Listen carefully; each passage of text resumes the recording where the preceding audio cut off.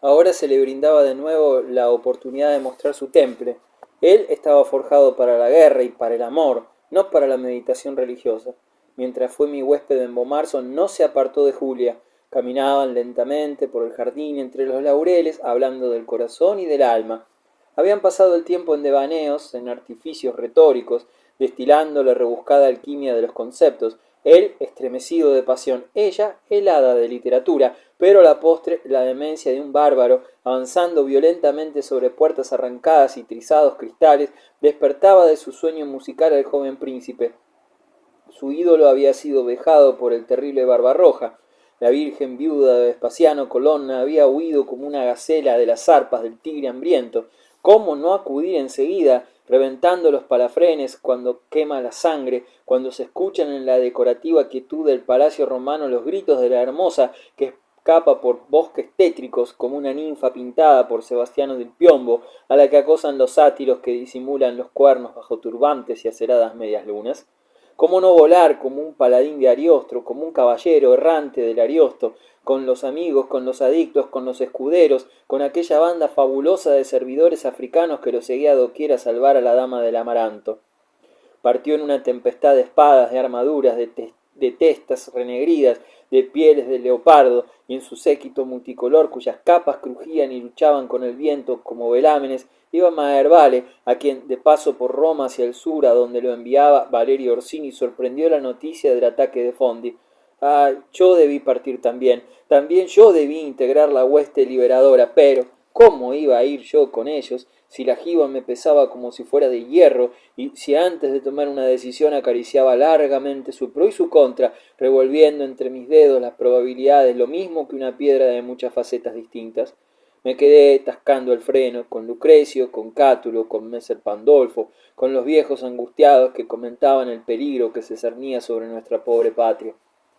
Las consecuencias de aquella expedición fueron para mí y para Julia Farnese, no me equivoco, Julia Farnese, digo bien, y no Julia Gonzaga, infinitamente más graves que cuanto imaginé cuando la cabalgata se arrancó hacia el feudo de los Colonna, siempre los Colonna, los execrables Colonna. Más tarde los historiadores han pretendido que la empresa de Hipólito no tuvo lugar y hasta que el episodio entero de las violencias de Barbarroja en Fondi fue inventado por poetas febriles y eglógicos por Filonico Alcarnaseo, por Mucio Giustinopolitano, por Marino, pero demasiado sé yo que la anécdota ariostesca fue tan real como ese castillo de Fondi al que conocí en la época en que viajaba buscando las cartas de Dustin a Napoleón Orsini, y en el cual se detenían cuantos príncipes y hombres de armas o de letras iban de Roma a Nápoles para ver a la que se conceptuaba la mujer más hermosa de Italia, entre sus cedros, sus mirtos y sus naranjos.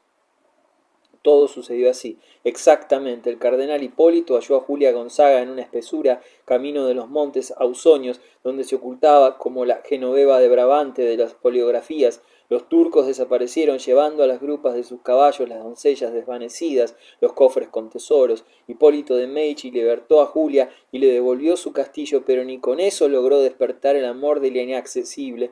Julia Gonzaga era una escultura, era un retrato de Sebastiano del Piombo, era una medalla de Alfonso Lombardi. Nada, ningún arrojo, ningún sacrificio podía entibiar su hielo, y el cardenal se consoló cantando a la cabellera de Turia de Aragón, la cortesana como la cantaba Felipe Strozzi, pero mi hermano tuvo más suerte que él, o más desgracia.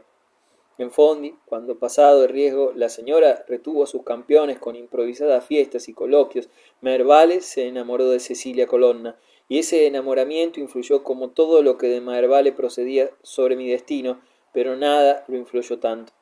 Supe de la pasión de mi hermano por una carta de mi abuela. Maherbale le comunicaba su propósito de casarse con Cecilia y por fórmula, puesto que fuese cual fuese nuestra decisión, hubiera hecho lo que se le antojaba, solicitaba nuestra autorización para los esponsales. Hubiera debido escribirme directamente, pero prefirió ese rodeo. Me evitaba siempre. Diana Orsini me señalaba que Cecilia era huérfana de Ciarra Colonna, hija natural, del gran Fabrizio, y como tal medio hermano de la eximia Victoria Colonna, la poetisa, la marquesa de Pescara. Para cualquiera que no fuésemos nosotros, la alianza se presentaba con brillo tentador. Mi abuela, que presentía mis reparos, se me adelantó recordándome la Pax Romana que había sido firmada entre los Colonna y Orsini cuando nací, aludiendo a mi otra abuela, mi abuela Colonna, e insinuando las ventajas que, para alcanzar alguna vez un acuerdo auténtico entre ambas facciones dinásticas, derivaría de esa unión que se agregaría a otras similares y no constituía ninguna extravagancia, por cierto, ya que, dada nuestra señera posición, difícilmente podíamos hallar esposa a los Orsini fuera de la sombra del enorme árbol que cobijaba con su ramaje a la enemiga estirpe. Pero yo estallé, ciego y sordo. La verdad es que mucho más que los motivos genealógicos que con todo tenía en cuenta, me atormentaba la idea de que Maherbale se casase tan pronto y con ello escapara definitivamente de mi dominio. También me desesperó, y esa fue la causa principal de mi angustia, la inquietud de que mientras mi matrimonio permanecía sin sucesión, Maherbale tuviera en breve un hijo, un presunto heredero de Bomarzo.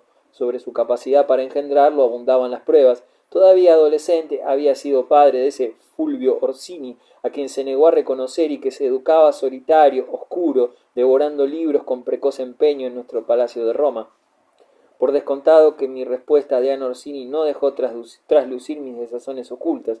Declaré que si Maherbale quería casarse con la hija de Sciarra Colonna, que lo hiciese, pero que no aguardara mi presencia en los desposorios, y enseguida desenrollé el largo capítulo de los cargos que acumulábamos contra esa rama particular de la casa y que mi abuela conocía mejor que yo.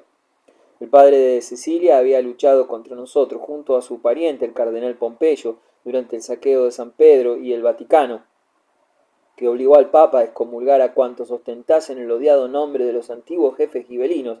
Luego había auxiliado al condestable de Borbón en el asalto de Roma. Cuando murió el marido de Julia, Vespasiano Colonna, Clemente VII pensó que había llegado la ocasión de que una parte de su feudo saliera de manos de la familia, a la cual detestaba tanto como nosotros. Entonces el futuro suegro de Maherbale levantó banderas y se fue a defender a los suyos, y quiso apoderarse del castillo de Paliano, famoso bastión de los Colonna. El Papa le replicó enviando a uno de los nuestros, el cruel Napoleón Orsini, abad de Farfa, despiadado como un verdugo, el que vivía encerrado en una torre con su barragán y sus hijos naturales, quien lo derrotó y lo puso en fuga, y mató a Rodomante Gonzaga, qué nombre para el Ariosto, hermano de Julia y marido de su hijastra. Los Orsini y los Colonna estábamos entrelazados por los hierros de nuestras lanzas rivales y bañados por sangre que no distinguíamos a cuál de las dos estirpes pertenecía.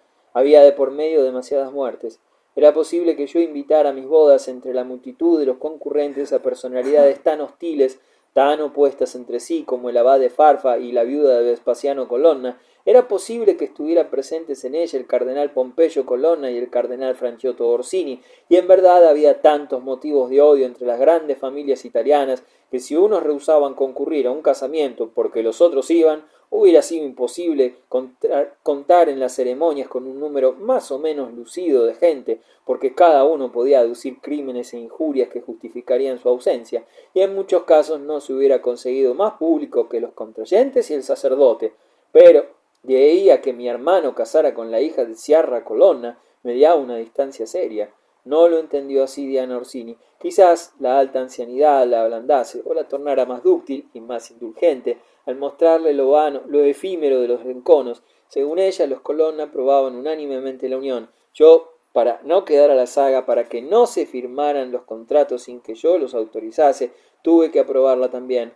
Maherbale, el rebelde, se unió por santos lazos a Cecilia Colonna en el castillo de Fondi, y yo me atrincheré en mis tres y no presidí los testigos del ritual, como hubiera debido. En cambio mandé a Orso, Mateo y Segismundo a que me representaran. Eran los mismos que presuntamente atentaron contra la vida del novio en Venecia, cuando sospeché de las equívocas intenciones de Maherbale contra mi mujer, y eso confería a la embajada cierta ironía secreta, muy de mi gusto. Los tres primos habían olvidado quizás aquel delito que no llegó a consumarse. Demostraban en lo que respecta a asuntos de esa índole una cómoda despreocupación. Los vestí como a tres próceres y los rodeé de criados para que cumplieran su misión con la pompa que convenía al duque de Bomarzo. Partieron, henchidos de vanidad, Recuerdo el traje de raso amarillo de Segismundo, con el cuello y los puños de Martas, y aunque mi memoria era sólida y nunca se habían aclarado las inopinadas tentativas de homicidio de las cuales yo había sido objeto a mi turno y que probablemente fueron planeadas por Maherbale, pensé que, acaso, si era cierto que Maherbale estaba tan enamorado de Cecilia, aquel matrimonio desvanecería sus ambiguas pretensiones frente a mi duquesa, siempre que hubieran existido alguna vez, y en consecuencia me imaginé que para hallarle un lado ventajoso a una boda que me exasperaba, que el lector actual no se asombre, en aquel tiempo las cosas sucedían así, eran complicadas, enzarzadas y violentas, vivíamos al día, resultaba engorroso establecer estrictamente en un momento determinado con quién y contra quién se estaba, y los acontecimientos más arbitrarios y más terribles se producían con una naturalidad feroz. Tampoco regresé entonces a Bomarzo, aunque me reclamaba mi intendente. Insistí en el pretexto de la repartición de los bienes de mi abuelo y de mis investigaciones para prolongar la estada en Roma. El agitado ambiente de la capital de Cristo se tornaba cada vez más inquieto. El Papa había excomulgado a Enrique VIII de Inglaterra y Francisco I había firmado una capitulación con Solimán en Florencia, tan estrechamente unida a Roma por el lazo de los Medici, a pesar de su odio contra el pontífice. Las disensiones políticas se agravaban al mismo tiempo que las tropelías del duque.